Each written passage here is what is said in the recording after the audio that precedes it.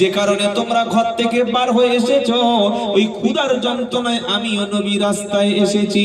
চলো যাই। আল্লাহর নবীর একজন বিখ্যাত সাহাবা, নাম হলো তার হযরতে আবু আইয়ুব আনসারী, তার বাড়িতে যাই। চলো, আমার নবী এবং আবু বকর আর হযরতে উমর রাদিয়াল্লাহু আনহুমা দুজনে তিনজনে মিলে আবু আইয়ুব আনসারী মদিনার একজন ধনী সাহাবী, তার বাড়িতে গেল। গিয়ে সালাম যখন দিলেন, দরজার ভিতর থেকে আওয়াজ এলো, ওয়ালাইকুমুস সালাম। তার স্ত্রী বললেন, কে? আল্লাহর নবী বলেন, আমি আর আবু বকর উমর। আবু আইয়ুব আনসারীর স্ত্রী বললেন, ইয়া রাসূলুল্লাহ, আপনাদের জন্য মারহাবা মারহাবা, আহলান সাহলান, আসুন ঘরের মধ্যে আসুন। তবে আমার স্বামী বাড়ি নাই। আবু আইয়ুব আনসারী খেজুরের বাগানে গেছে। আমার নবী আর বাড়ির ভিতরে গেলেন না, খেজুরের বাগানে যখন চলে গেলেন, আল্লাহর নবী যখন সালাম দিলেন, আবু আইয়ুব আনসারী এই সালামের জবাবে ওয়ালাইকুমুস সালাম ওয়া রাহমাতুল্লাহি ওয়া বারাকাতুহু এটা বলার পরে আবু আইয়ুব আনসারী বললেন, ইয়া রাসূলুল্লাহ, আজকের দুপুরে তিনজন উত্তম মেহমান পেয়ে গেছি। হুজুর চলুন, আজকের দুপুরে আমার বাড়ি আপনারা মেহমান হয়ে যাবে। মেহমান কে হচ্ছে? কে মেহমান? আসমানের নিচে জমিনের উপরে আল্লাহর পরে যার মর্যাদা, যিনি সবচাইতে সম্মানিত, যিনি হ্যাঁ বললে হালাল হয়, না বললে হারাম হয়, যিনি জান্নাতে না যাওয়ার আগ পর্যন্ত জান্নাতের দরজা খুলতে মানা করা আছে। কথা বুঝেছেন বাবাজি? জান্নাতের দরজা খুলবেন সর্বপ্রথম মুহাম্মদ মুস্তাফা সাল্লাল্লাহু আলাইহি ওয়াসাল্লাম। ভিতর থেকে আওয়াজ দেবে কে? আল্লাহর নবী বলবেন, আনা মুহাম্মদ। ভিতর থেকে দরজা খুলে দেবে আর প্রহরী বলবে, আপনি জান্নাতে আসার আগে আল্লাহর পক্ষ থেকে জান্নাতের দরজা অন্য কোন মানুষের জন্য খোলার কথা আল্লাহ নিষেধ করে দিয়েছে। একবার জোরে বলুন না সুবহানাল্লাহ। তবে আমাকে বলেছে, আমার হাবিব যখন দরজার সামনে দাঁড়িয়ে যাবে, হাবিবকে দাঁড় করাবে না, আগে থেকে আমার হাবিবের জন্য ওয়েলকাম জানিয়ে দরজা খুলে দিবে। সেই নবী মেহমান চারটিখানি ব্যাপার নয়। আমাদের গ্রামে যদি পীর সাহেবরা আসে, বক্তারা আসে, আলেমরা আসে, কে খাওয়াবে, কার বাড়ি খাবে, হুড়োহুড়ি করে করে নেবে। এই হানানা বলুন, হুজুর আমার বাড়ি খাবে, সবচাইতে বড় মাছ, সবচাইতে ভালো, এই রানের গোশ দিবি, পীর সাহেব খাবে। এই মুরগির বড় বড় ডিম দিবি, একদম দেশি মুরগির ডিম, হুজুর খাবে। এই তরমুজ লাল হবে তো? লাল না হলে তোর কালকে লাল করে দেবো। ভালো লাল মাল দিবি। আপেলটা একদম কচকচে আপেল দিবি, বালি বালি আপেল দিবি না, কচকচে মাল দিবি।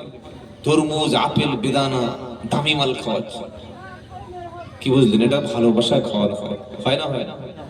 আর আল্লাহর নবী মেহমান হচ্ছে, ছেলে খেলা ব্যাপার না।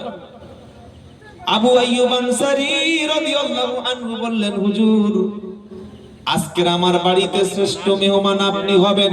আবু বকর সিদ্দিক আপনিও চলে আসুন, ওমর ফারুক আপনিও চলে আসুন।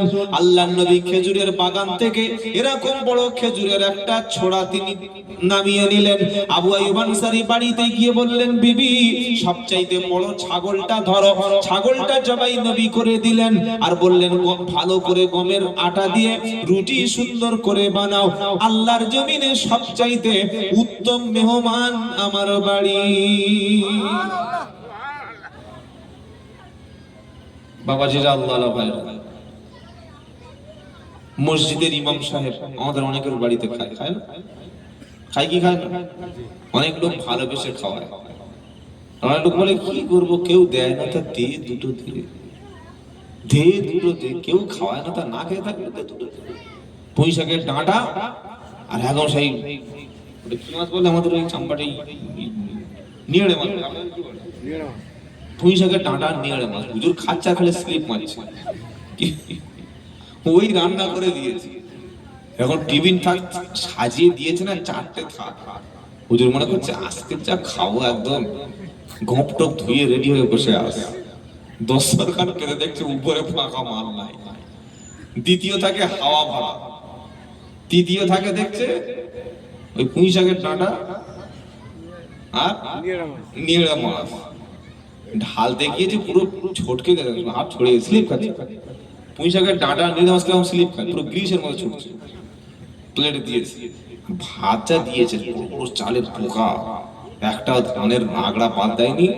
মনে হচ্ছে মাঠ থেকে যেগুলো পড়েছিল ইঁদুরে খায়, ওই মান রান্না করে। কি বুঝলেন? ইমাম সাহেবের খাওয়া দিচ্ছে। ইমাম সাহেব খেয়ে রেগে গিয়ে একদম শুয়ে আছে। রাত্রেবেলা ফোন করে বলছে, হুজুর কেমন রান্না হয়েছে? হুজুর কিছু বলতে পারছে না। ইমামতি যাদের চলে আসে বলছে, ভাই যা রান্না হয়েছে আল্লাহ এরকম খাওয়া কোনোদিন খাওয়ায়নি। লোকটা বলছে, উফ, তার মানে আমার খেয়ে হুজুর খুব খুশি। ওরকম যে বাজে খাবার খাইনি উনি আর বলতে পারছে না। কি বুঝলেন? এটা যেন না হয়। আপনি সবচাইতে উত্তম খাবারটা আপনার মেহমানের জন্য দেবেন, বলুন সুবহানাল্লাহ। আল্লাহর নবীর হাদিস, কেউ যদি আখিরাত বিশ্বাস করে, কেউ যদি ঈমানদার হয়, সে যেন মেহমানের সঙ্গে খারাপ আচরণ না করে। একবার জোরে বলুন না সুবহানাল্লাহ। আপনার দুশমন, জানের দুশমন আপনার বাড়িতে মেহমান, তার সঙ্গে খারাপ আচরণ করার অধিকার ইসলামে নাই। তবে এই 24 পরগনার মানুষ, কয়েকটা জেলার নাম বলে দিচ্ছি। বর্ধমানের মানুষ, মুর্শিদাবাদের, বর্ধমান, হুগলি, হাওড়া জেলা, পূর্ব মেদিনীপুর আর পশ্চিম মেদিনীপুর, বাঁকুড়া, বীরভূম, এই যে কয়েকটা জেলা বললাম, এই কয়েকটি জেলার মানুষ এত মেহমানদারি করে, বিশেষ করে হুগলি জেলা এবং হাওড়া, বর্ধমান। কোন মানুষ গেলে আপনাকে তারা খাইয়ে, আপনাকে তৃপ্তি না করে তারা কোনোদিন ছাড়বে না। এটা তাদের মেহমানদারি। আর মুর্শিদাবাদের কথা বলে লাভ নেই, বলার চাইতে না বলাই ভালো। কি বুঝলেন? মাঝে মাঝে যাই, সেদিন ঈদের পরের দিন প্রোগ্রাম ছিল আমার, খাওয়াই হয়, খাওয়াই নেই। বক্তব্য করে নেমেছি শুকনো রুটি, এগুলো মাইকে বলাবা ঠিক নাই। শুকনো রুটি আর ওই মুরগির মাংস এনে সামনে দিয়েছে, ভাই খাবি খা, না হয় পালিয়ে যাবে। আল্লাহর কসম করে বলছি, আপনি যে মেহমানকে খাইয়ে সন্তুষ্ট করলেন, মেহমান যখন বাড়ি থেকে বার হয়ে চলে গেল না, আল্লাহ আপনার উপরে রহমত আর বরকতটা ঢেলে দেবে, বলুন সুবহানাল্লাহ। মেহমানকে খাওয়ালেন, এটাও সাদকা। মেহমান যে আপনার বাড়ি খেলো, এটাও সওয়াব হলো। এজন্য কোনো মেহমানের সঙ্গে খারাপ আচরণ করবেন না, কথা মনে থাকবে। ভিখারি এসছে, ও বাবা বাড়ি থেকে আসো, এই যা যা যা গাদুচ্ছি, যা যা যা। তো গাদুচ্ছি কি হয়েছে? ল্যাংটে গাদুচ্ছ নাকি তুমি? তুমি কি লুঙ্গি খুলে গাদুচ্ছ? গাদুচ্ছ নাকি হয়েছে? বলে যে ভাই গোসল করছি 5 মিনিট বস, এটা বলা খুব খারাপ।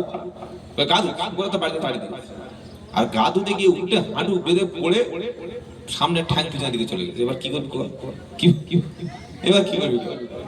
এজন্য মেহমানের সঙ্গে কোনোদিন খারাপ আচরণ করবেন না, বলুন ইনশাআল্লাহ। সবচাইতে ভালো আচরণ মেহমানের সঙ্গে করবেন। মেহমান আপনার বাড়িতে এসেছে, ফকির, মিসকিন, এতিম, এদেরকে যারা খাওয়ায় আল্লাহ তাদের জান্নাতে পুরস্কার দেবে। জোরে বলুন। ওয়ায়ুতইমুনা তুআমা আলা হুব্বিহি মিসকিনা ওয়া ইয়াতীমা ওয়া আসীরা ইন্নামা নুতইমুকুম লিওয়াজহিল্লাহি লা নুরিদু মিনকুম জাযাআ ওয়ালা শুকুরা। 29 পারা সূরা দারের 7 নম্বর আয়াতে আল্লাহ বলছেন, ওয়ায়ুতইমুনা তুআমা আলা হুব্বিহি মিসকিনা ওয়া ইয়াতীমা ওয়া আসীরা।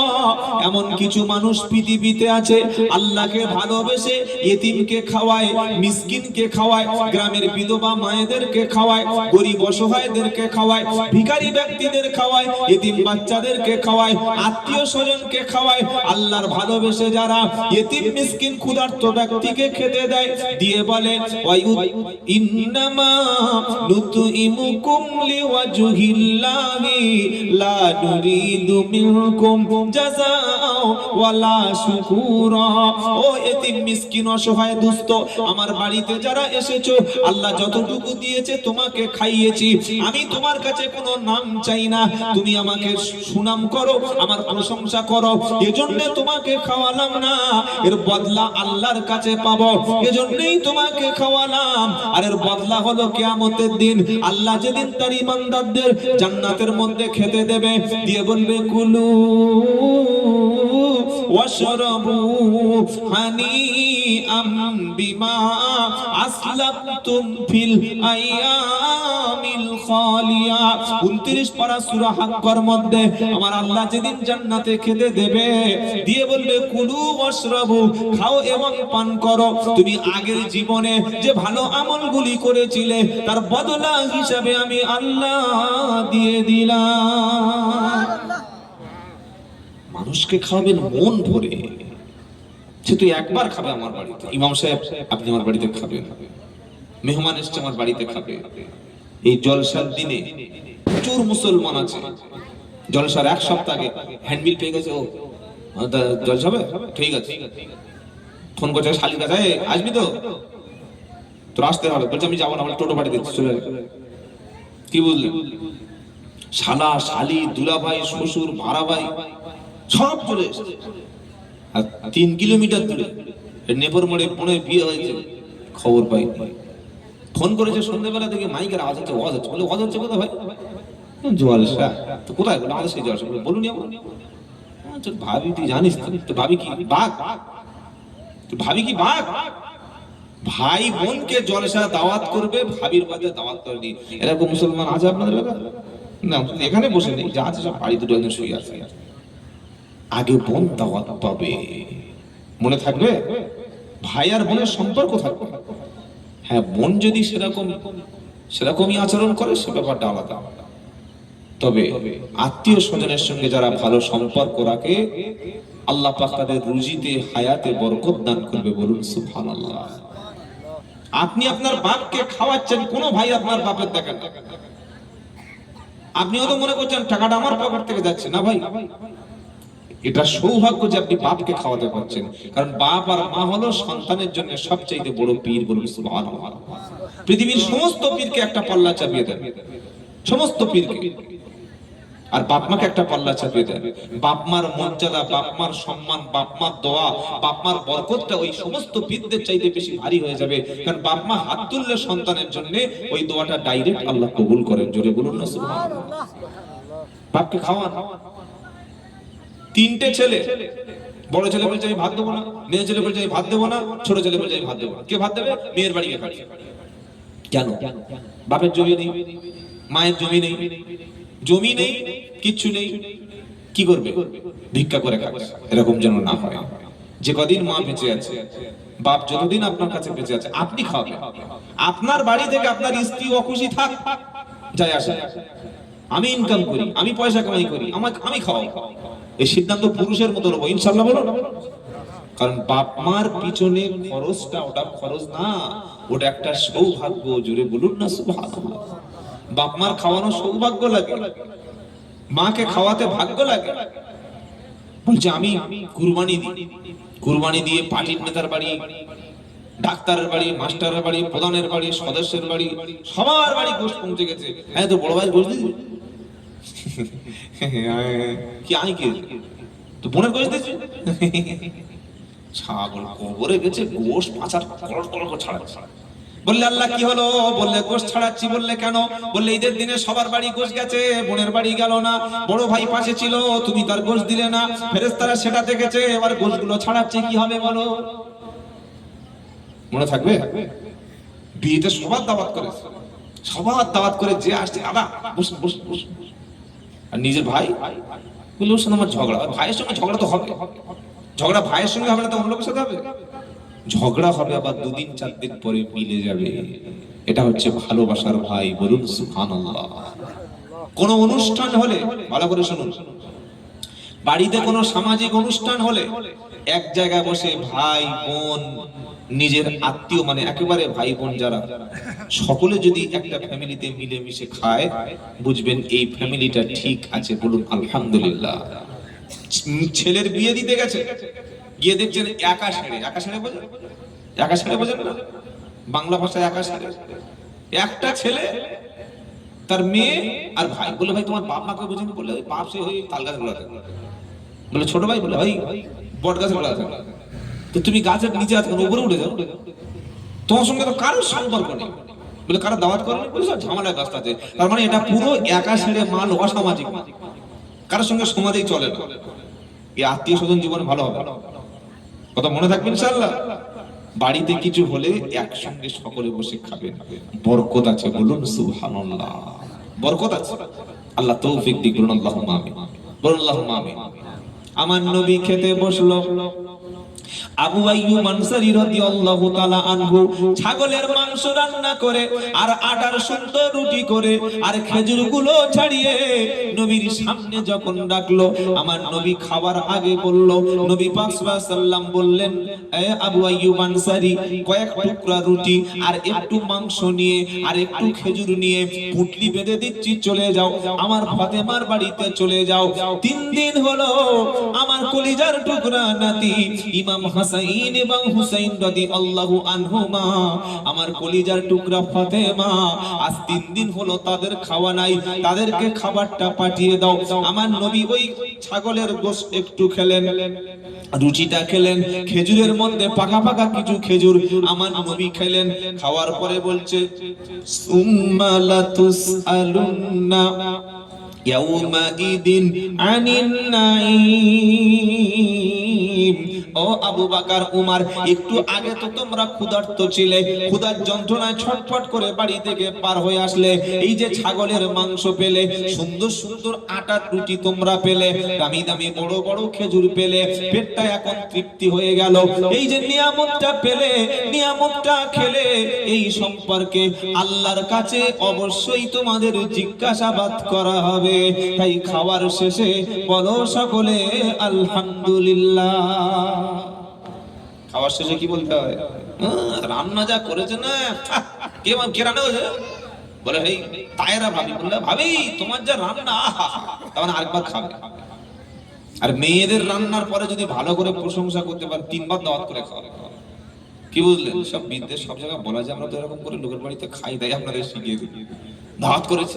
আর মেয়েরা আসতে জিজ্ঞেস করতে বলছে, হুজুর কেমন রান্না? বললে বাবা কি রান্না করেছে? বলে আমি, আল্লাহ তোমার খাচ্ছি জানো, সে আরসালানের মাল খাচ্ছে, আসমা হোটেলে খাচ্ছে।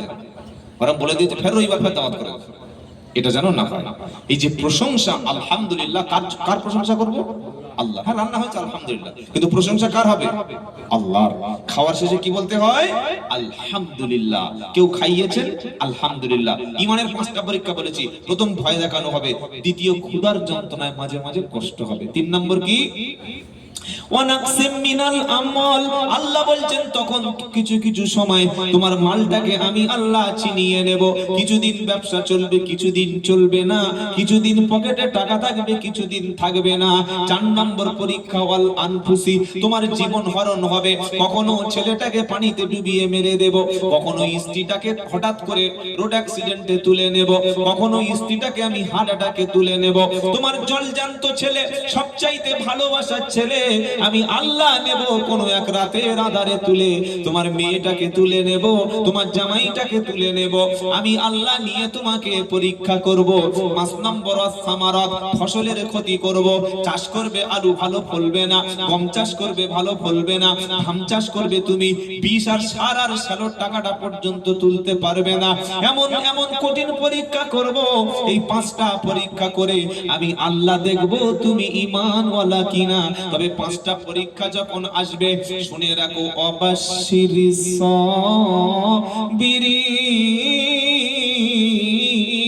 সাবিরিন।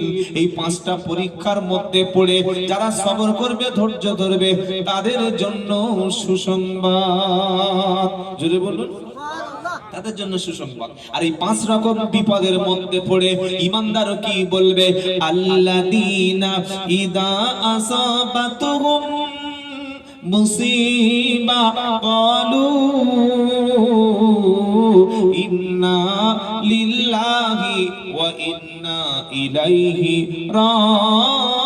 রাজিউন। আল্লাহ সবকিছু তোমারই জন্য আর তোমার দিকেই ফিরে যেতে হবে। নারায়ে তাকবীর। 5টা পরীক্ষা আমাদের জীবনে আসবে ভাই। আল্লাহ যেন পরীক্ষায় উত্তীর্ণ হওয়ার তৌফিক দান করেন। সকলে বলি আল্লাহুম্মা আমিন। শোনাচ্ছিলাম তাহাজ্জুদের সময় আল্লাহ তাআলা তিনি প্রথম আসমানে নেমে আসেন, এসে পৃথিবীর মানুষদের বলেন, কি লাগবে বলো, কে অসুস্থ বলো, কার টাকা লাগবে বলো, কার পয়সা লাগবে বলো, জমি লাগবে বলো, কার জায়গা লাগবে বলো।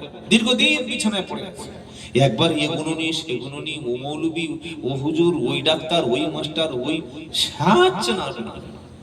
ভালো করে ভেবে বলো, যখন যত বড় বিপদ আপনার সামনে দাঁড়িয়েছে তত বেশি আপনি আল্লাহকে ডেকেছেন। কঠিন বিপদ এসেছে, এত বিপদ বড় যে কাউকে বলা যাচ্ছে না, কেউ সাহায্য করার পাশ থেকে নেই। ওই সময় রাতের বেলা জেগে উঠুন, ছুটে চলে যান পুকুরে, ওযু করুন, নামাজের পাটিটা পেতে দিন। আল্লাহর সঙ্গে সম্পর্ক করতে হবে। কার সঙ্গে সম্পর্ক বলে? আল্লাহর সঙ্গে। সেজদায় গিয়ে চোখের পানি ফেলে কাঁদলে, বললে, ডাকলে সবচাইতে বেশি দোয়া কবুল হয় নামাজে বান্দা যখন সেজদায় যায়। একবার জোরে বলুন সুবহানাল্লাহ। আচ্ছা, একজন অন্তত বলুন হাত তুলে যে আমি সেজদায় গিয়ে কোনোদিন 8 ঘন্টা দোয়া করেছি। আছেন কোন আল্লাহর ওলি, এরকম আল্লাহর ওলি ভক্ত যে হ্যাঁ 8 ঘন্টা দোয়া করেছি সেজদায়? 8 ঘন্টা সেজদায় দোয়া করবে? ইশার নামাজ পড়ে ইমাম সাহেব বলে দিয়েছে রমজান মাসের শেষ 10 রাত লাইলাতুল কদরের মধ্যে থাকে, থাকে না? 5টা রাত অন্তত থাকে তো, 21, 23, 25, 27 থাকে না? মিনিমাম 27টা তো পাওয়া যাবে।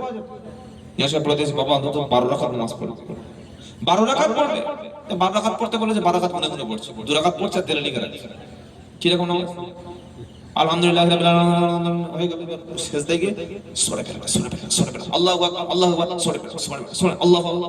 ফেরেশতা বলছে সুবহানাল্লাহ না, সুবহানাল্লাহ কি সমস্যা করছে কি আবার? এটা সুবহানা রাব্বিয়াল আ'লা, এটা সহি করে বলবে। সেজদায় গিয়ে ছোট না কিন্তু এই যে ছোট না আল্লাহর বান্দা, আল্লাহর বান্দা তো সুবহানা রাব্বিয়াল আ'লা ভালো করে বলবে। আল্লাহর কসম আমি আব্দুল্লাহ জুবাইর বলছি, শুনে রাখুন, সেজদায় গিয়ে কাঁদলে, সেজদায় গিয়ে চোখের পানি ফেলে দোয়া চাইলে ও দোয়া আল্লাহ কখনো ফিরিয়ে দেয় না। জোরে বলুন। নবীকে প্রশ্ন করা হলো বান্দা কখন আল্লাহর নিকটবর্তী হয়, বান্দা কখন আল্লাহর কাছাকাছি পৌঁছে যায়? আমার নবীজি বলেন বান্দা যখন সেজদায় পড়ে যায় ওই সময় আল্লাহ এবং বান্দার মধ্যে কোনো পার্থক্য থাকে না। আল্লাহর কাছে বান্দা সবচাইতে নিকটবর্তী হয়ে যায়। আরেকবার বলুন, কোন সময় দোয়া তাহলে কবুল হয়? আল্লাহর সঙ্গে সম্পর্ক তৈরি করার মুমিন কোনটা? সেটা হলো গভীর রাত। কোরআন শোনাচ্ছে ওয়াল্লাযীনা ইয়াবিতুনা লিরাব্বিহিম সুজদাও ওয়া কিয়ামা।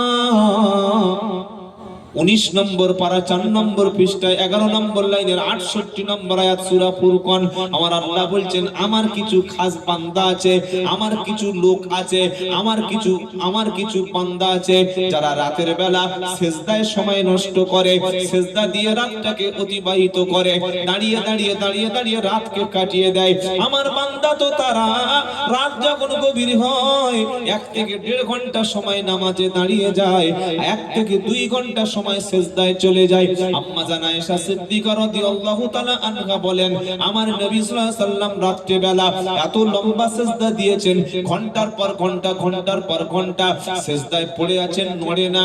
নবীর কাছ থেকে কোনো আওয়াজ নাই, শুধু কান্নার আওয়াজ, কান্নার আওয়াজ। কাঁদতে কাঁদতে কাঁদতে থেমে গেছে। আমি মনে করলাম আমার নবী রাসূল কারীম বলুন সাল্লাল্লাহু আলাইহি ওয়াসাল্লাম, রাসূল কারীম সাল্লাল্লাহু আলাইহি ওয়াসাল্লাম সেজদায় মনে হয় মারা গেছেন, তিনি মনে হয় ইন্তেকাল হয়ে গেছেন। আমি রাসূল কারীম সাল্লাল্লাহু আলাইহি ওয়াসাল্লামের পায়ের কাছে গিয়ে একটু যখন ইশারা করতাম, পা ধরে যখন নাড়া দিতাম, তখন জানতাম আমার নবী মনে হয় তিনি বেঁচে আছে। আর আমাদের নামাজ সেজদায় গিয়ে দুটো ঠ্যাং উপরে উঠে গেছে জেসিবির মতো।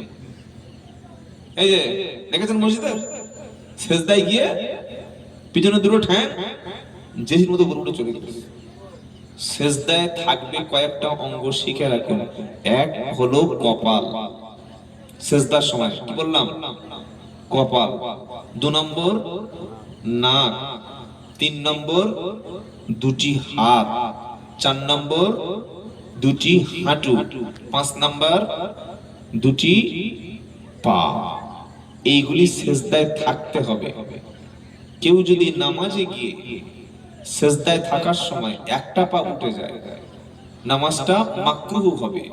আর 2টো পা যদি উঠে যায় নামাজটা নষ্ট হয়ে গেল, নামাজ বাতিল হয়ে গেল। আল্লাহু আকবার। জানতাম না, মসজিদে গিয়ে নামাজ পড়তে শুরু করলাম। সকলে নিয়ত করুন, যখন যত বড় কঠিন বিপদ আসবে কঠিন মুসিবত নেমে আসবে, তখন তত বেশি রাতের বেলা তাহাজ্জুদের নামাজে, রাতের নামাজে কেঁদে কেঁদে কেঁদে কেঁদে আমার আল্লাহকে রাজি করাবো।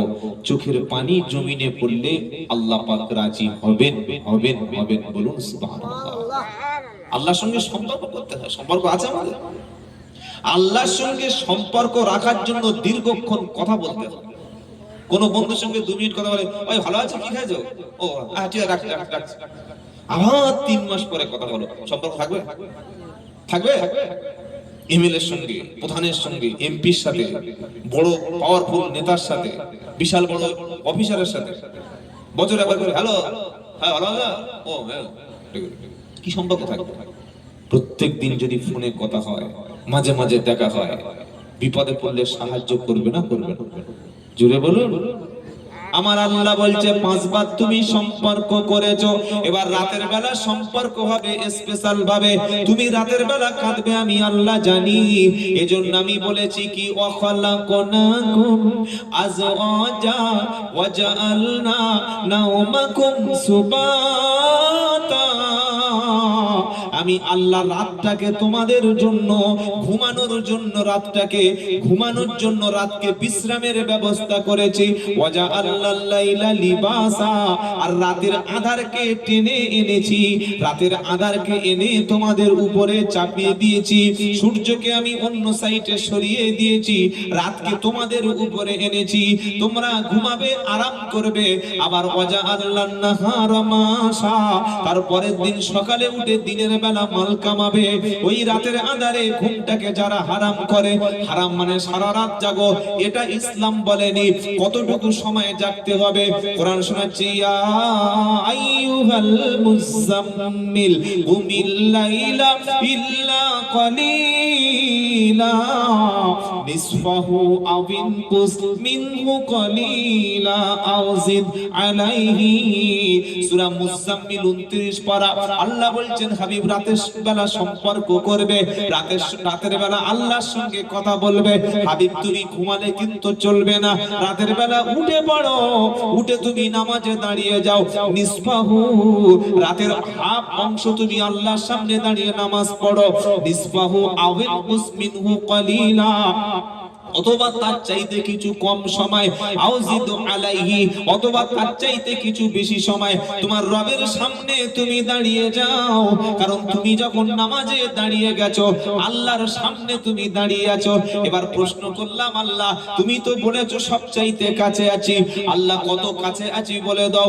কোরআন শোনাচ্ছে, ওয়া নাহানু আকরাবু ইলাইহি মিল হাবলিল ওয়ারিদ।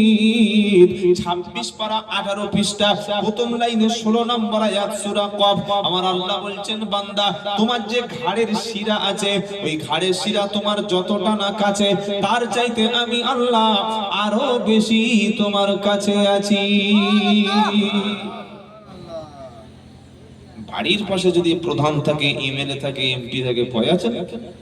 বিপদে পড়লে দাদা আছে, দাদা। আর আল্লাহ বলছেন তোর ঘাড়ের শিরার চাইতে কাছে আছে। কি লাগবে বল, কোনটা লাগবে তোর বল, আমার সাথে সম্পর্ক তৈরি কর। সকালে ফজরের সময় একটু কথা বল, জোহরে একটু কথা বল, আসরে কথা বল, মাগরিবে আমার সঙ্গে সামনে দাঁড়া, এশার সময় আমার সঙ্গে দেখা করে যা। এই জলসায় এসেছি, আমি জানি না আপনাদের অপমান করার উদ্দেশ্য বলছি না, জানি না সব মানুষ আপনারা বাংলা এশার নামাজ পড়েছে কিনা। কত মানুষ এশার নামাজ আজকে পড়েনি। নিয়ত করুন অন্তর থেকে, ফজরের নামাজটা অন্তত আজ থেকে ধরবো, বলুন ইনশাআল্লাহ। দুই ঈদের নামাজ পড়ে আর সারা বছর নামাজ পড়ে না, তাহলে আল্লাহর সঙ্গে কবার সম্পর্ক হলো? 2 বার। ঈদের সময় কখন যায় জানেন?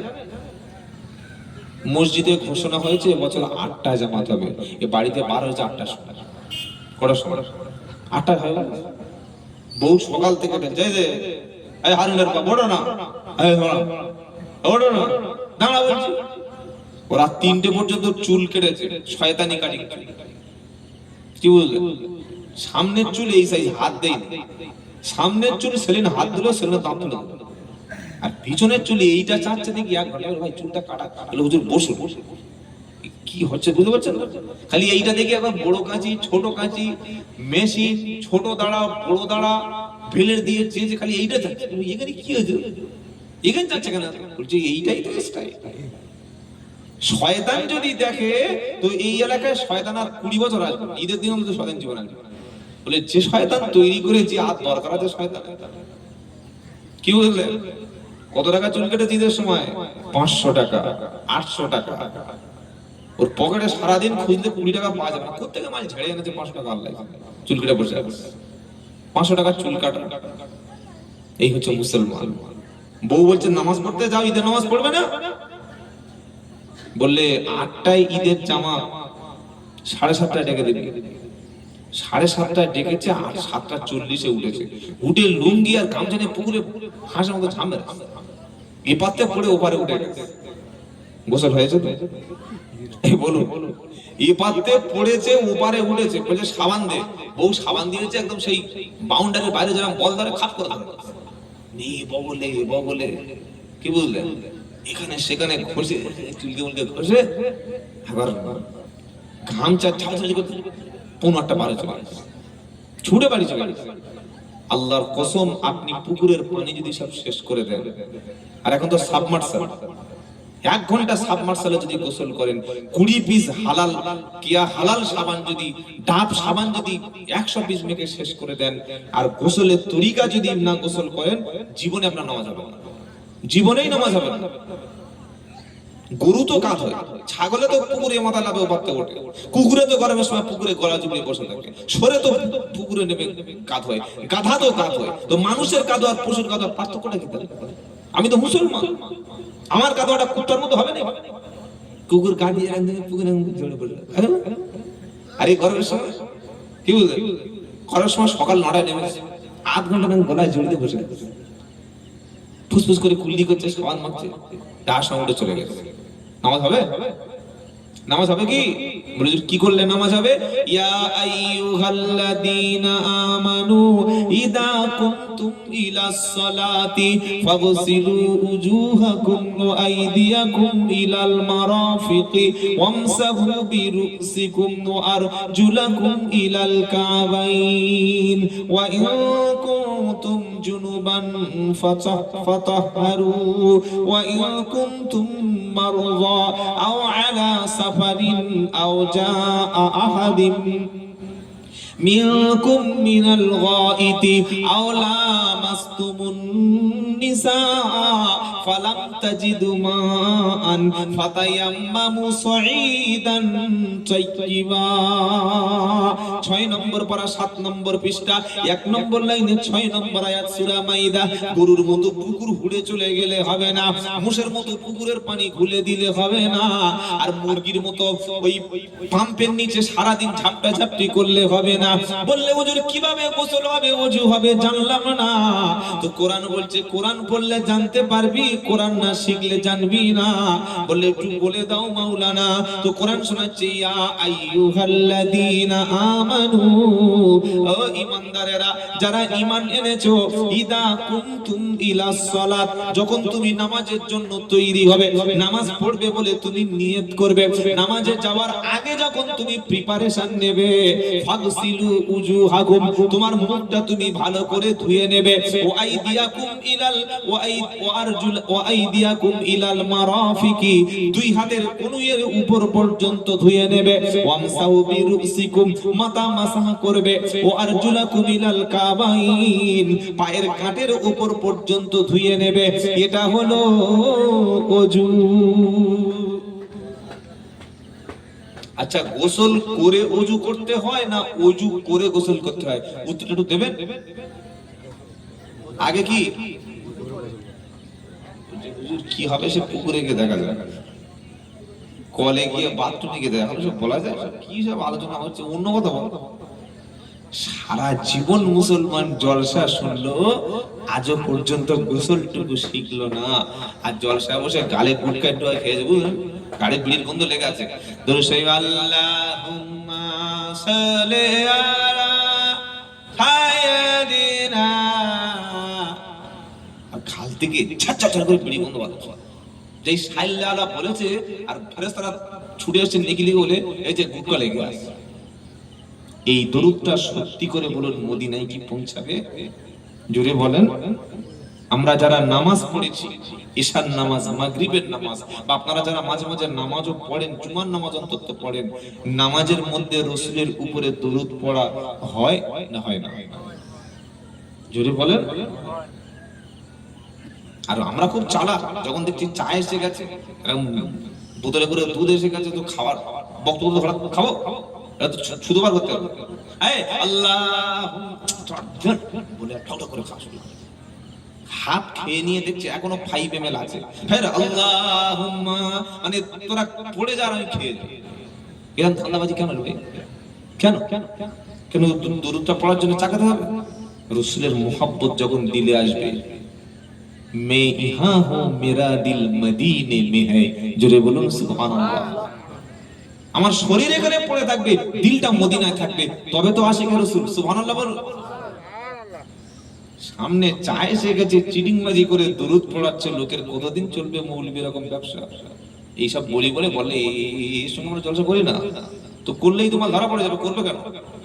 ভালো করে শুনে রাখুন, দরুদ যখন পড়তে হয় নামাজে, পবিত্র অবস্থায় দরুদ পড়তে হয়। কখন দরুদ পড়ি নামাজে? প্রথমে নিয়ত করেছি, সূরা বলেছি, আর একটা সূরা বলে রুকু করেছি, সিজদা করেছি, উঠে দাঁড়িয়েছি, 2 রাকাত নামাজ পড়েছি, এবার বসেছি সালাম ফিরাবো। সালাম ফিরানোর আগে 3টি দোয়া, একটা হলো আত্তাহিয়াতু, একটা হলো দুরূদ শরীফ, আর একটা হলো মাসুরা। আত্তাহিয়াতু পড়তে বসেছি, আত্তাহিয়াতু লিল্লাহি ওয়াস সালাওয়াতু ওয়াত তাইয়্যিবাতু। এবার মূল পয়েন্টটা শুনেন, আসসালামু আলাইকা আইয়ুহান, জানেন না? বলুন, আসসালামু আলাইকা আইয়ুহান নাবিয়্যু, আসসালামু আলাইকা আইয়ুহান নাবিয়্যু, আসসালামু আলাইকা আইয়ুহান নবী। ও আমার প্রিয় রাসূল, তোমার উপরে সালাম, তোমার উপরে দরুদ। কখন দরুদ পড়তে হয়? নামাজের মধ্যে দরুদ পড়তে হয়। নামাজের আগে ওযুও করে নিয়েছে, মাথায় টুপিটা দিয়েছে, নামাজের হালতে বসেছে, কিবলামুখী হয়েছে, গোসলও আছে, ওযু আছে, মাথাটা নিচু করে বসেছে, মসজিদের মধ্যে বসেছে, আসার আগে দাঁতটা মেজে ওযু করে এসেছে, কাপড়টা পাল্টে এসেছে, আল্লাহর ঘরে বসে কিবলামুখী হয়ে যখন নবীকে সালাম দিয়েছে, এই সালামটা, দরুদটা স্বয়ং আল্লাহর নবীর মাজার মোবারকে পৌঁছে গেছে। রাস্তায় বসে বসে ডলা খাইনি, খালি ভাই আছে, আমরা আছে, শুনতে তো ডলছে, ডলতে এসে ছুটে আল্লাহুম্মা, পাগলা কথা, এটা দরুদ হলো? এই দরুদ মদিনায় যাবে? দাঁড়িয়ে বাজার পার হবে কিনা সন্দেহ আছে। কারণ নামাজে দরুদ পড়ার আগে বান্দা ওযু করে তবে দরুদ পড়ছে। জোরে বলুন সুবহানাল্লাহ। ওযু করে দরুদ পড়তে বসেছে, টুপি মাথায় দিয়ে দরুদ পড়তে বসেছে, ওযু করে দরুদ পড়তে বসেছে, কিবলামুখী হয়ে নামাজে দরুদ পড়েছে। তাই নামাজের দরুদটা সোনার মদিনায় পৌঁছে গেছে। আর দরুদ যখন মদিনায় পৌঁছে গেছে, আমলটাও আল্লাহর কাছে পৌঁছে গেছে। জোরে বলুন। দরুদ পৌঁছাবে না, তোর আমল পৌঁছাবে না, তোর দরুদ কবুল হবে না, তোর নামাজই কবুল হবে। দরুদ না হলে নামাজ হবে? বাবাজিরা, আল্লাহর ভাইরা, দরুদ পড়া শিখুন, পাইকারি দরে দরুদ পড়বেন না। আর বক্তা হুজুরকে বলে দিয়েছে বলে পড়া শুরু করেছে, এটা যেন না হয়। সকলে একবার প্রিয় রাসূলের উপরে দরুদ পড়ুন। আর দরুদ যখন পড়বেন, সবচেয়ে উত্তম দরুদ হচ্ছে নামাজের মধ্যে যে দরুদটা পড়ি, কারণ এটা সবচেয়ে ভালো দরুদ না হলে আল্লাহ নামাজে পড়তে বলতো না। মনে থাকবে তো? দরুদ পড়ুন দেখি একবার অন্তর থেকে, রাসূলের মহব্বতে ওই দরুদটা যেটা নামাজেই পড়া হয় ভক্তি সহকারে। আল্লাহুম্মা সাল্লি আলা মুহাম্মাদ ওয়া আলা আলি মুহাম্মাদ কামা সাল্লাইতা আলা ইব্রাহিম ওয়া আলা আলি ইব্রাহিম ইন্নাকা হামিদুম মাজিদ। আল্লাহুম্মা বারিক আলা মুহাম্মাদ وعلى آل محمد كما باركت على إبراهيم وعلى آل إبراهيم إنك حميد مجيد। এটা পড়লেন আল্লাহ আপনার এবং আমাদের উপরে সঙ্গে সঙ্গে 10টা রহমত নাজিল করলো। আর আল্লাহর কিছু ফেরেশতা আছে, এই ফেরেশতাদের কাজ হলো দরুদগুলো মদিনায় পৌঁছে দেওয়া, পবিত্র অবস্থায় ওযু করে পাক পবিত্র হয়ে নুরানি মজলিসে মুখ থেকে কোনোদিন মিথ্যা বলে না, সুদ খায় না, বেনামাজি না, নামাজি পরেজগার ব্যক্তি যখন দরুদ পড়েছে ফেরেশতারা দরুদ নিয়ে সোনার মদিনায় রাসূলের মাজার মোবারকের সামনে পৌঁছে দিয়েছে।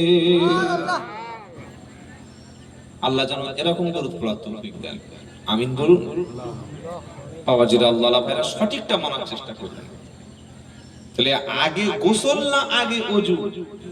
গোসল করতে নেমেছেন, শুনে রাখুন আয়েশা সিদ্দিকা বলছেন রাসূলের স্ত্রী যিনি রাসূলকে গোসল করতে দেখেছেন তিনি বলছেন, আম্মাজান আয়েশা সিদ্দিকা বলেন রাসূল করিম সাল্লাল্লাহু আলাইহি ওয়াসাল্লাম যখন নাপাকির গোসল করতেন প্রথমে তিনি ওযু করে নিতেন, শরীরে কোনো জায়গায় নাপাক লেগে থাকার আশঙ্কা থাকলে সেটা ধুয়ে নিতেন, তারপরে পাটা ধুইতেন না। ওযুর সময় আমরা পা ধুই তো শেষে, পা ধুয়ে তো ধন্দা আপনারা পা ধুয়ে নেন তো, কিন্তু আল্লাহর নবী যখন গোসল করতেন ওযু পুরো করে নিতেন, পা ধুইতেন না।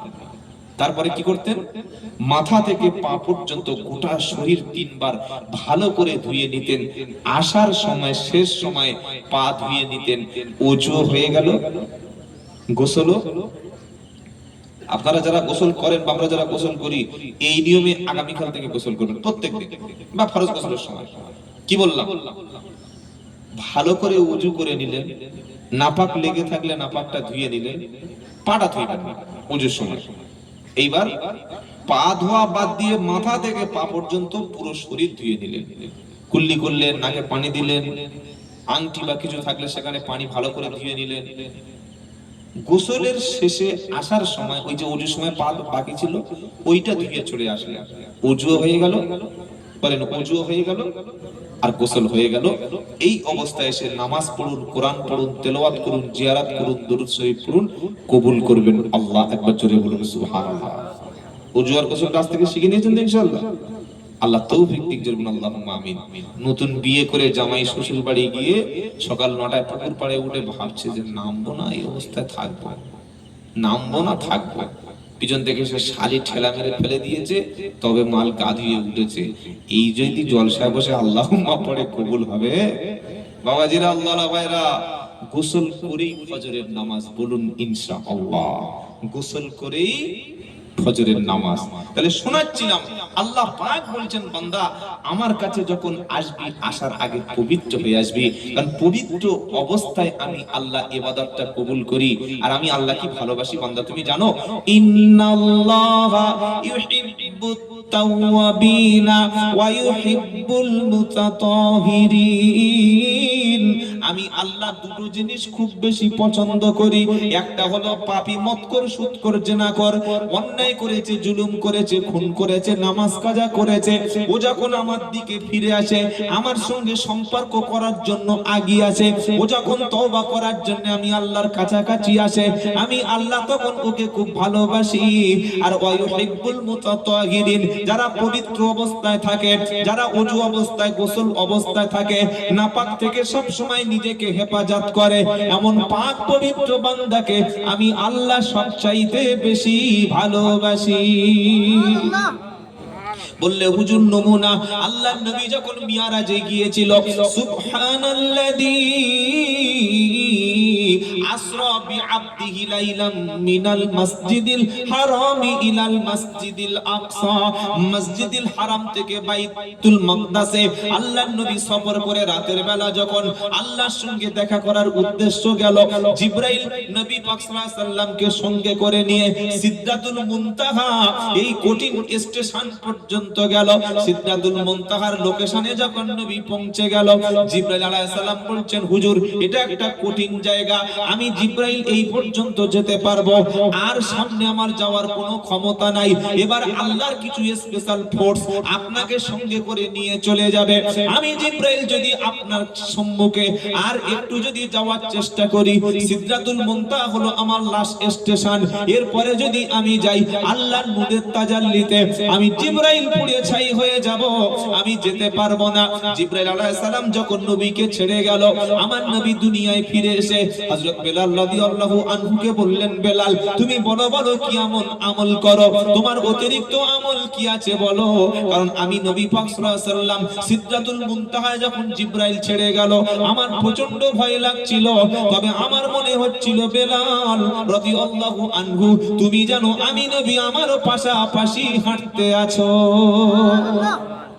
হযরত বেলাল রাদিয়াল্লাহু আনহু বলছেন, হুজুর আমল যা করি সব তো আপনি শিখিয়ে দিয়েছেন, আপনার কাছ থেকে তো আমল শিখেছি, তো আপনার চাইতে বেশি আমল আর কি আছে নাকি?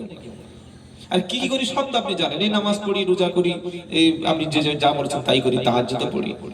আমার নবী বলছেন, হযরত